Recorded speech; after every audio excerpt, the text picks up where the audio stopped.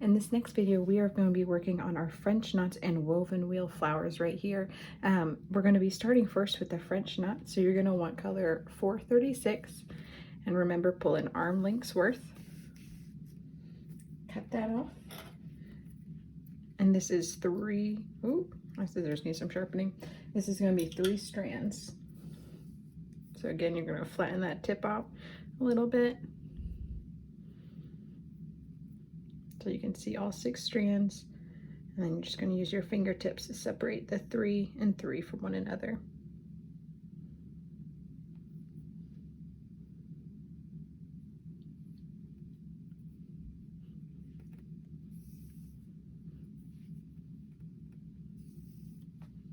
It's one of those things that a little hard to do on camera. All right, so remember, save that other 3 and then tie a knot at the end of your thread.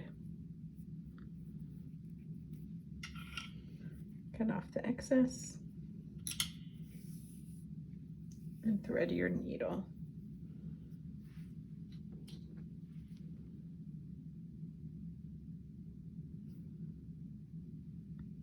Okay, now we're ready to get stitching.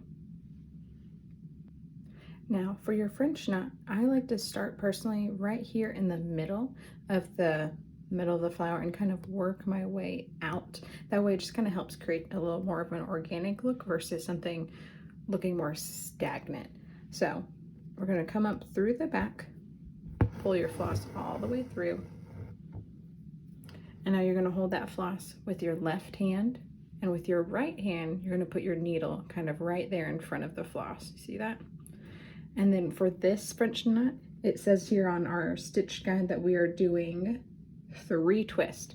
So you're going to put your needle against your thread and you're going to twist 1, 2, 3 times. Now you're continuing to hold with your left hand pretty tight, not like, ooh, but you know, you're keeping it nice and tight so it's not going to slip. Now with that needle, you're going to put it right down, right next to that original hold that you made. And then you're going to continue holding tight with your left hand and pull your needle down. Again, you're still holding it tight on this with this left hand. You can use your finger like this to keep it tight, and then right about there you're gonna let it go. And there you should have a tight little knot. Let's see if I can get us a little bit closer. Okay, so we're gonna come up,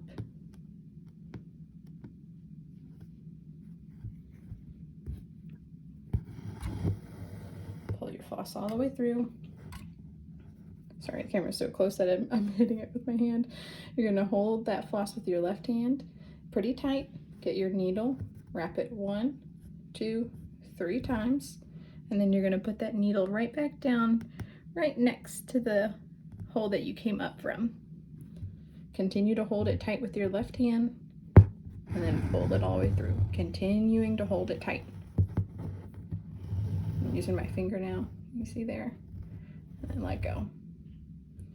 And there you go. So now we're just going to work our way all the way around in that circle. And these are kind of small circles, so it won't take too much time to fill them up.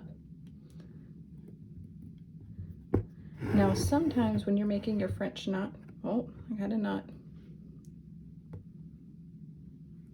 Not the knot I want.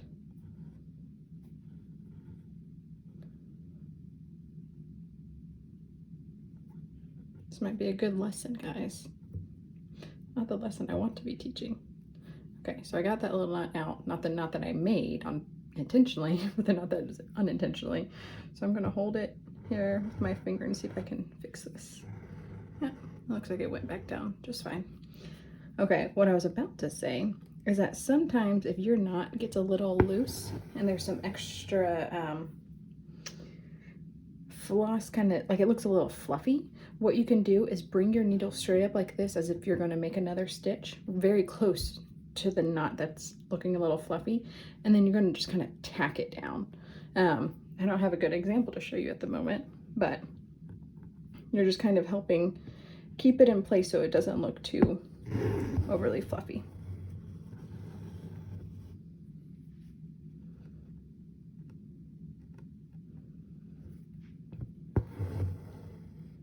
Now if you accidentally leave a spot a little open and you didn't get one of your knots close enough, you can always do another knot next to it that's not as many twists. So it looks like I left a little bit too much of a gap right here between these flowers. And so what I'm going to do right now is I'm going to come up through there and just do probably 2 twists.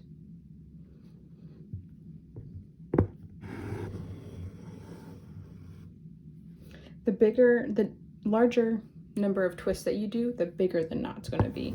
And so the smaller the twist, smaller number, fewer twists, there we go, fewer twists, the smaller the knot will be. And some of this is going to be a little bit covered up by the outside woven wheel, so you don't need to worry too much of this looking like a perfect circle.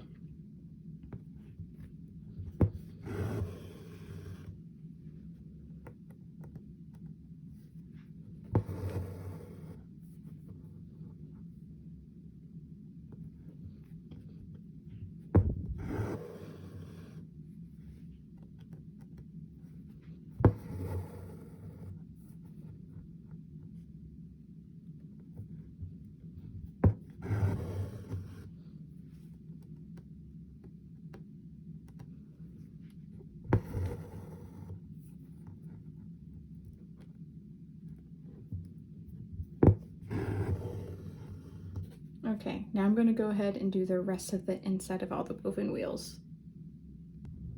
Okay, so next we're going to work on the outside of these flowers, the actual woven wheel part, and I'm going to work on this light color first, which is 3774.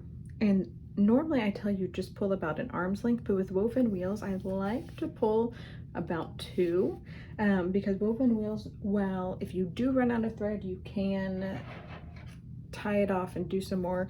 It doesn't quite work as well, so I do prefer doing 2 pulls of floss.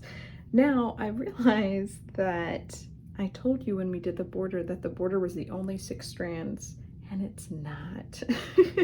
I forgot our woven wheels are full 6 strands too, so don't hate me when you have to rethread your needle. I'm sorry. I'm going to do that now, and hopefully it doesn't take me too long because I didn't do it before I started recording. Okay, so what we want to start with first is the spokes. So what we're going to do is we're going to come from the outside of one line and just do a straight stitch down to the other side of that line. You want to try and get just as close as you can to that end piece of the line. So as you can see, I kind of went a little sideways to try and get under those French knots a little bit.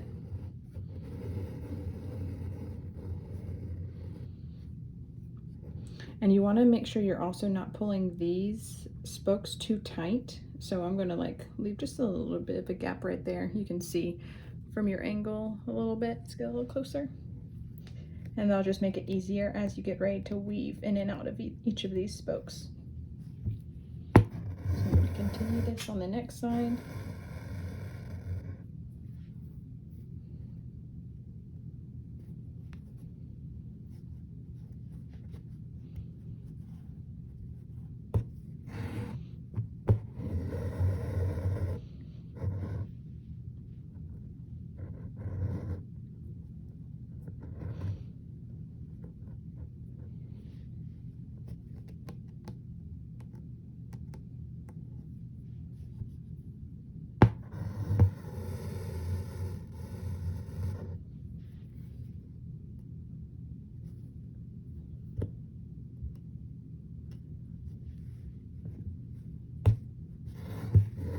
Now with this next spoke that goes right over the border, you're going to do the same thing that you did with the leaves, and you're going to go over it, but you're going to try and be just as gentle as possible, not pulling too tight.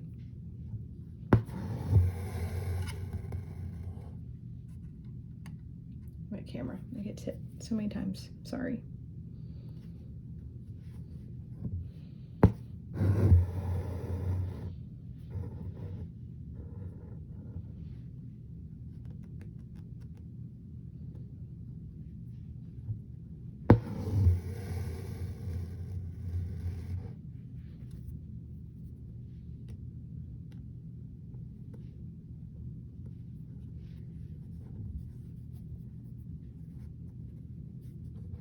I'm feeling some excess floss, I think, on the back side.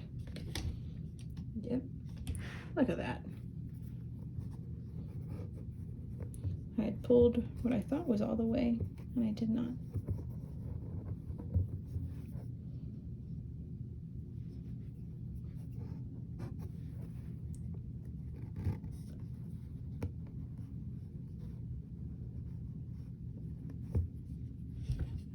Oh. See if I can fix this. There we go. Oh, you're not even seeing what I'm doing, sorry. It was right here at this spoke that I didn't pull all the way through. So I just loosened it up and now I'm pulling it back down.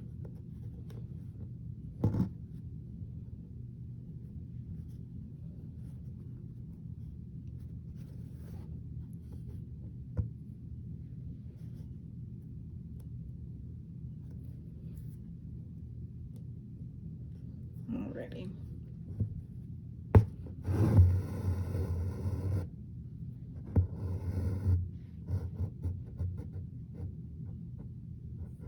Okay, so now that you have all 5 of your spokes in place, what you're going to do is come up, it doesn't matter exactly where, just as close to the French knots as possible.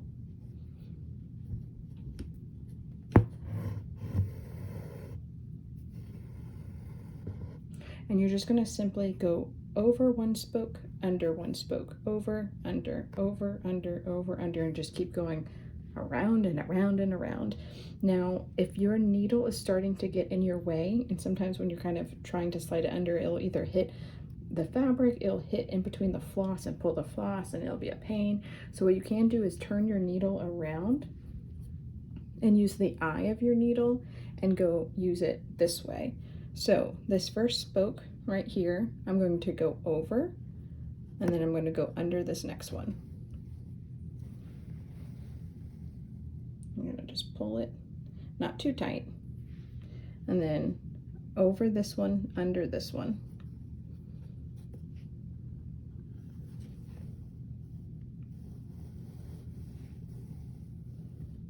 And again, pull it, but not too tight. The tighter you pull it, the tighter your woven wheel is going to look. The looser you leave it, the looser the woven wheel is going to look. You want to try and find a happy medium, because if you pull it too tight, it's going to use a lot more floss than you're probably wanting to use. And then if you leave it too loose, you'll probably end up seeing like the spokes underneath. Okay, so I just went under that one. I'm going over this one, now under this one.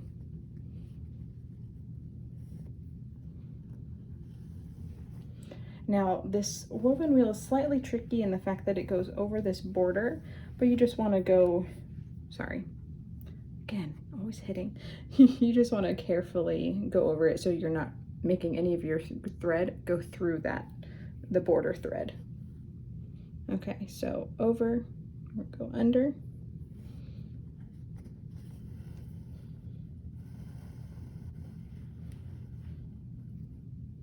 Okay, and now for a second, I'm going to change my angle.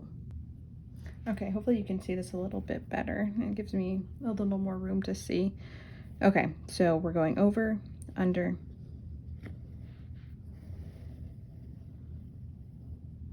and you can, if you realize you've been a little loose and you're pulling for a few threads under the spokes, you can pull at any time a little bit tighter and it'll pull all of it. And sometimes I like to kind of put my finger here in the middle and then pull, so that if you pull too tight, it might pull the middle over the French knots, and you don't want to cover up your pretty French knots that you just made.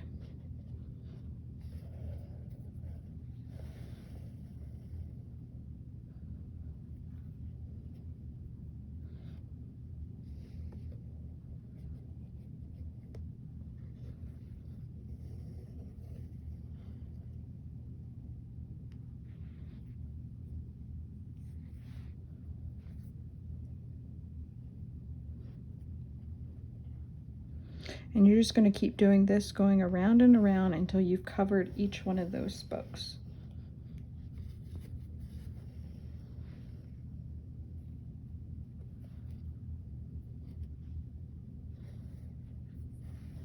I will admit this woven wheel is a little more complicated just because it does go over that border, but the rest will be much easier for you.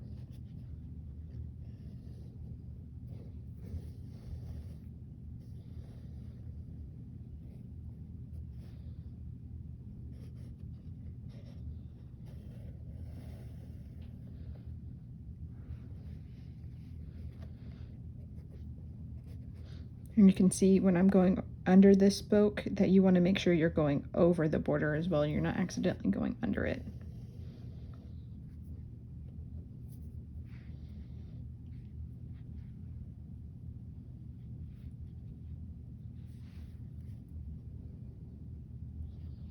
It can be sometimes a little hard to start seeing your spokes, and so I actually oftentimes prefer not to have my piece being held in my hoop stand like it is right now, just that way I can constantly be turning and seeing which spoke it's going in exactly. But for the purpose of this video, it's better for y'all to have it not moving in circles and making you dizzy.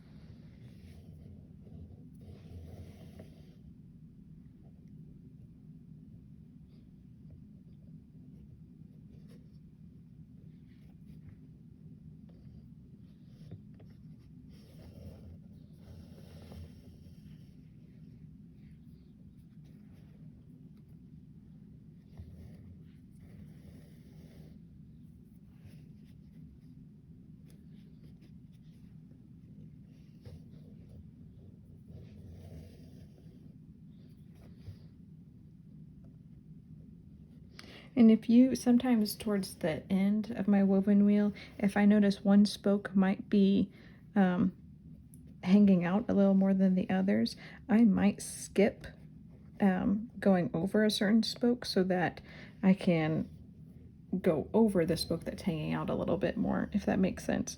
So if I notice this spoke's hanging out a little too much, and I'm about to come under it instead of over it, I might just actually go over it in hopes that I'll cover it up a little bit better.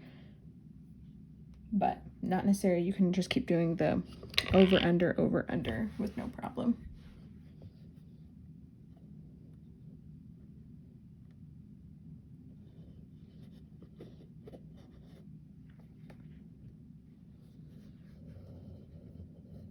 One of the reasons I really like using the dull side of my needle is especially here when we're getting a lot tighter in our spaces. When you accidentally hit thread with your pointy part, it's going to pull your floss and it can make a hot mess, and you sometimes have to start all the way over, and that is not fun. So I do like to use the dull side of my needle or use a larger needle that has a duller point to it. Because I will admit, if you're using the back end of your needle, you might accidentally grab the tip and hurt your finger and poke yourself, and that's not fun.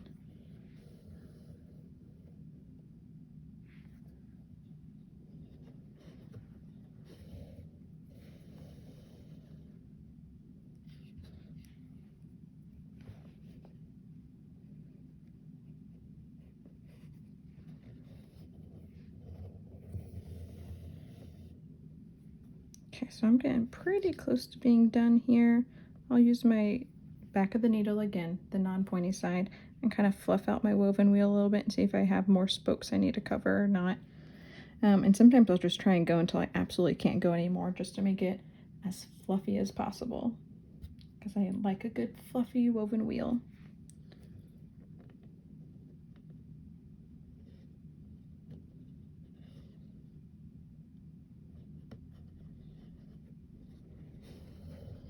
And I do suggest doing these woven wheels early on in your piece, because as you can see, we're kind of moving all around the piece with our thread, and it's easy to get caught on these other little pieces, especially like here and here.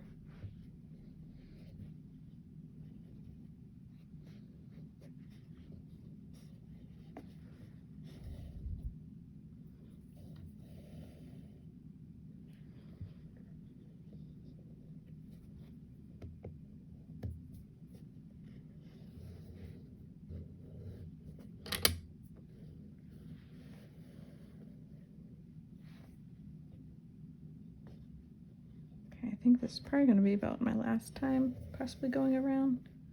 I can see that this last spoke right here, you might not see it from your angle so much, but that last spoke is the last one that's really hanging out, and so I'm trying to make sure I get it covered.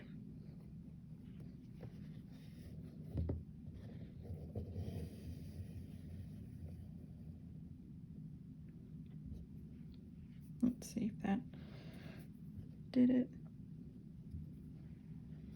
Yep. Okay, so to end this woven wheel, you're just going to bring your needle down. Let's see if I can turn it a little bit. So I have a spoke right here, and so I'm going to just push my needle back kind of inside the woven wheel just a little bit so that you don't see my re-entry point. You're going to pull that through, and now be very careful at this part that you don't pull your floss too tight so you don't make your woven wheel get too tight and then you expose some of those spokes again. And the same goes for when you turn it around. Let me zoom out here. When you zoom, words, they're not my strong suit, guys. Okay, at this point, when you turn your piece around, you're going to cut it, you're going to tie your knot. Very, very carefully you want to tie that knot because you can accidentally overly tighten your woven wheel by pulling your knot here in this spot too tightly. So I'm just going to gently pull this knot down and then do my second knot.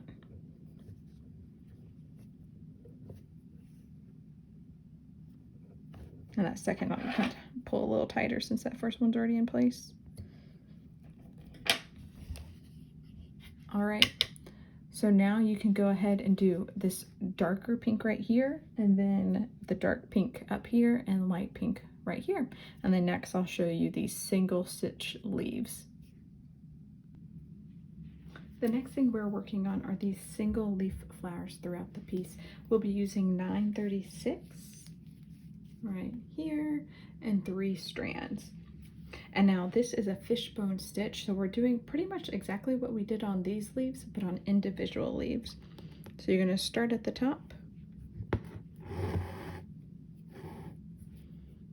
go about halfway down,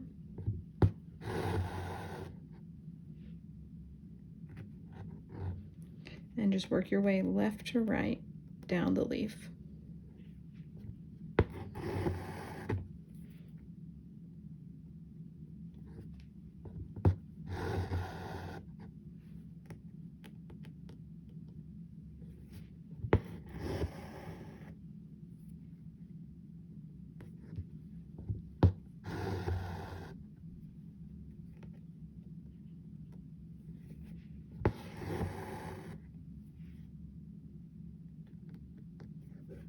Oopsies. Sometimes your finger catches the floss a little bit.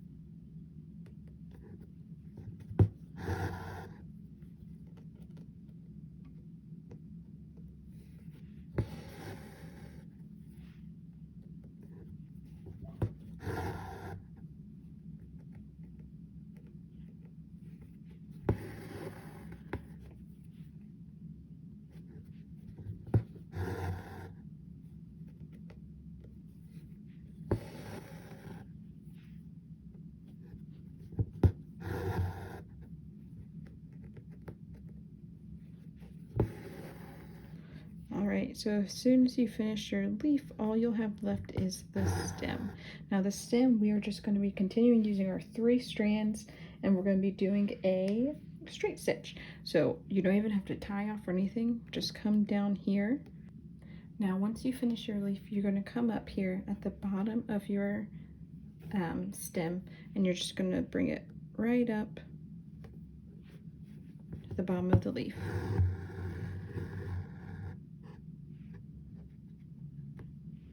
And that's it. And now I would suggest you tie off after each stem and go to the next leaf and not try and drag your floss in the back all the way over to this leaf right here. So I hope that helps. Let me know if you have any questions.